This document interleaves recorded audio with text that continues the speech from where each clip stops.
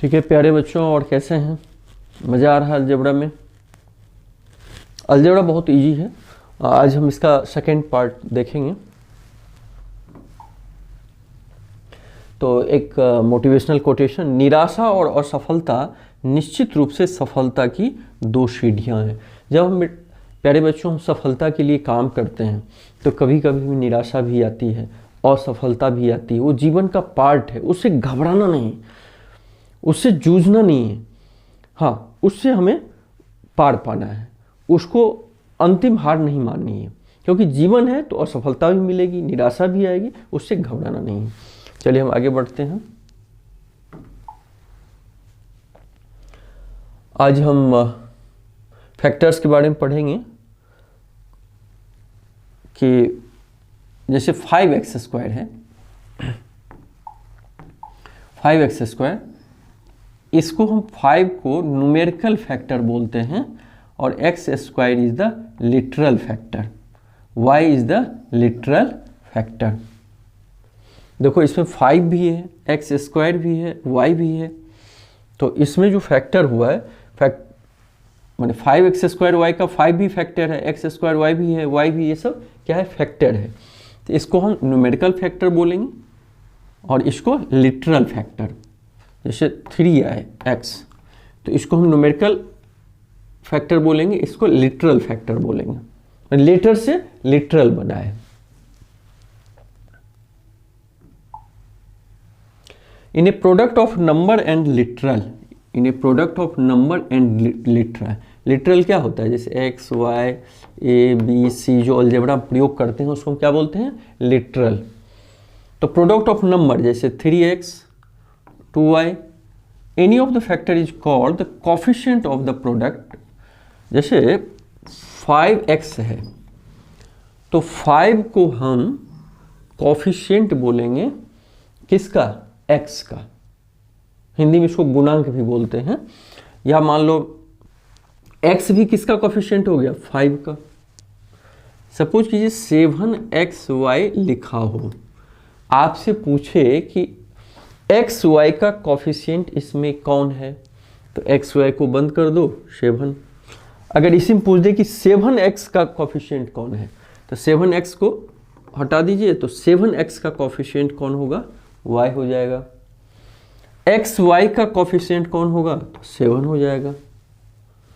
तो इस तरीके से हम कोफिशिएंट, जैसे 4xz, कोई पूछे आपसे कि 4xz में z का कोफिशिएंट कौन है, तो z का कोफिशिएंट ये दोनों है, तो 4x आंसर होगा।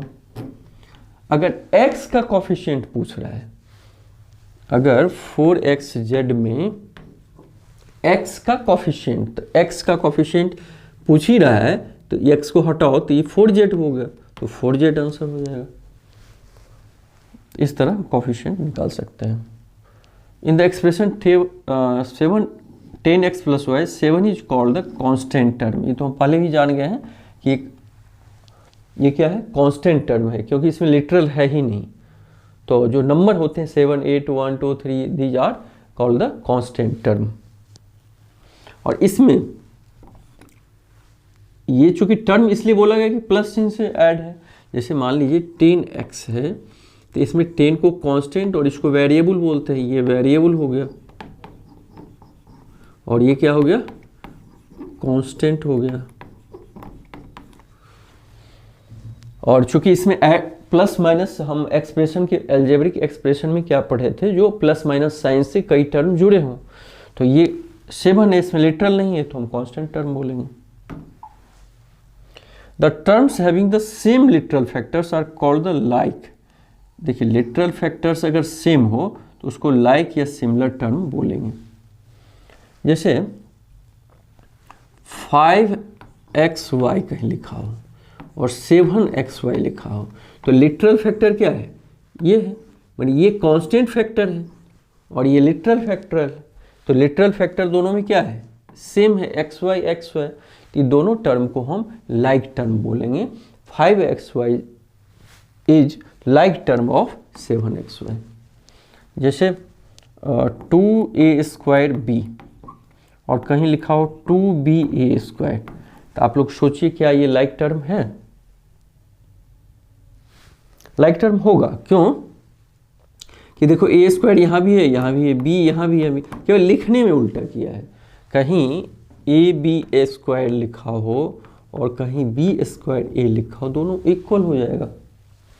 क्यों? क्योंकि 4 × 5 बराबर 5 × 4 लिखते हो कि नहीं? दोनों वैल्यू में अंतर आता है? नहीं। तो इसका मतलब ये भी लाइक टर्म होगा। जैसे कोई आपसे पूछे क्या 6x² और 7x² लाइक टर्म है, तो ये नहीं कि 6 और 7 को कंपेयर करने लगे, इसमें लिटरल फैक्टर को हम कंपेयर करते हैं, यदि वो इक्वल है तो हम लाइक टर्म बोलते हैं। जैसे 8x और 3y क्या लाइक है? नहीं है, क्योंकि इसमें लिटरल फैक्टर, इसमें xy है, इसमें y है, माने ये पूरा लिटरल फैक्टर सेम होना चाहिए।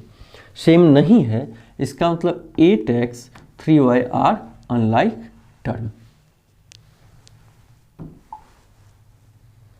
अब मान लीजिए x का वैल्यू 1 हो, y का वैल्यू -3, तो वैल्यू निकालना है 3x² + 5y² का। तो कैसे निकालते हैं इसमें?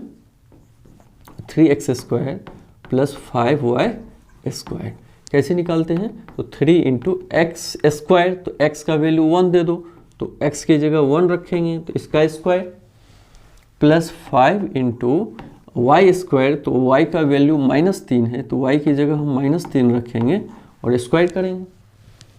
तो 3 × 1 का मतलब 1⁻2 है, 2 बार मल्टीप्लाई, प्लस अच्छा 5 को 3 से मल्टीप्लाई करेंगे तो -15, और प्लस को माइनस से मल्टीप्लाई करेंगे तो क्या होगा? माइनस।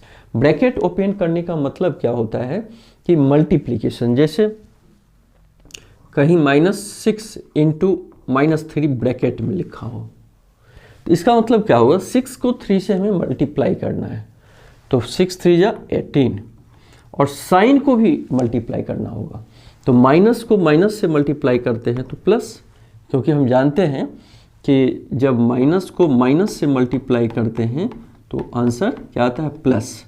प्लस को प्लस से करते हैं तो क्या आता है? प्लस। याद रखना है, माइनस को प्लस से मल्टीप्लाई करेंगे तो माइनस हो जाएगा, और प्लस को माइनस से मल्टीप्लाई करेंगे तो माइनस। माने अगर लाइक साइन है तो ऑलवेज मल्टीप्लाई करेंगे तो रिजल्ट क्या आएगा? प्लस। अनलाइक मतलब एक माइनस है एक प्लस है, तो ये हमेशा क्या आएगा? माइनस आएगा। तो इसमें प्लस और माइनस को मल्टीप्लाई किए तो कितना? प्लस और माइनस, देखो प्लस और माइनस मल्टीप्लाई करते हैं तो माइनस आता है, तो वही माइनस डालें, तो 3 1 × 3 1 × 3 और -15। तो अब 3 - 15 क्या होगा? इसको सोचना है। कहीं लिखा हो 3 - 15 क्या होता है? 3 - 15 तो कैसे आप बोल सकते हो कि सर 3 में से 15 को हम कैसे माइनस करें? इसको ऐसे सोचना है कि इस केस में हम क्या करते हैं, इसमें से इसको माइनस कर देते हैं। 15 में 3 को माइनस करेंगे 12, और साइन लेकिन माइनस का लगाते हैं। या ऐसे सोचिए 3 रुपया आपके पास धन है इस जेब में, और 15 रुपया किसी से, माइनस का मतलब उधार लिए, तो उधार लेने के बाद आपका जो 3 रुपया है उसको दे देंगे, तो कितना उधार बचा रहेगा? 12 रुपीज। 3 आपके पास था, 15 बोरो किए, उधार लिए, तो उसको 3 देना पड़ेगा, तो 3 आपके पास है, तो उधार कितना बचा है? 12।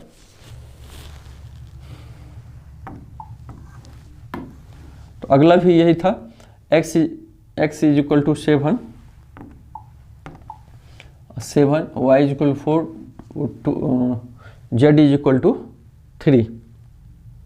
तो इसमें वैल्यू में इसमें रख देना है, पुट कर देना है।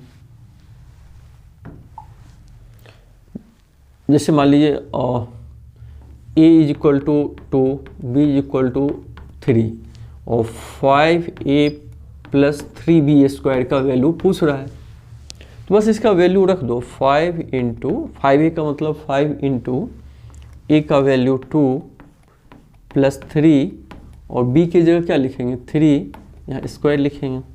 तो 5 2 जा 10 प्लस 3 इंटू 3 स्क्वायर का मतलब 2 टाइम्स 3 3, तो 10 प्लस 3 3 जा 9 3 जा 27 और 37, ऐसे हम करते हैं। ध्यान लगाइए इधर, पूरा थोड़ा ध्यान दे दो बाबू। इसी तरह कह रहा है right the coefficient of y in 7x square. सोचिए क्या होगा, y का कोफिशिएंट पूछ रहा है, किसका, y का। तो इसको मन में हटा देंगे तो क्या बचा रहेगा 7x स्क्वायर, तो ये आंसर हो जाएगा। Right the coefficient of z in 3z, तो z को घेर दीजिए, 3 बचा 3 लिख दीजिए। तो एक आप लोग सोच के बताइए, और 7xyz, इसमें y का कोफिशिएंट निकालना हो तो क्या करेंगे, y का कोफिशिएंट, तो y हटा दीजिए, तो 7xz बचा, तो y का कोफिशिएंट 7xz होगा।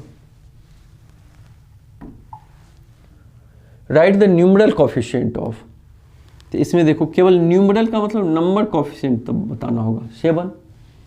इसका न्यूमरल कांस्टेंट क्या है, कोफिशिएंट क्या है आप बताइए, -6।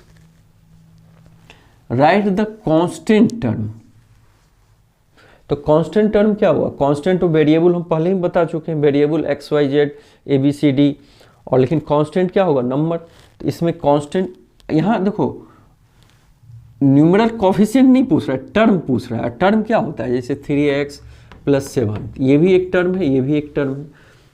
तो टर्म में कांस्टेंट कौन है, तो ये -5 है, इसमें कौन है हाफ है, ये नहीं कि 3 लिख देना।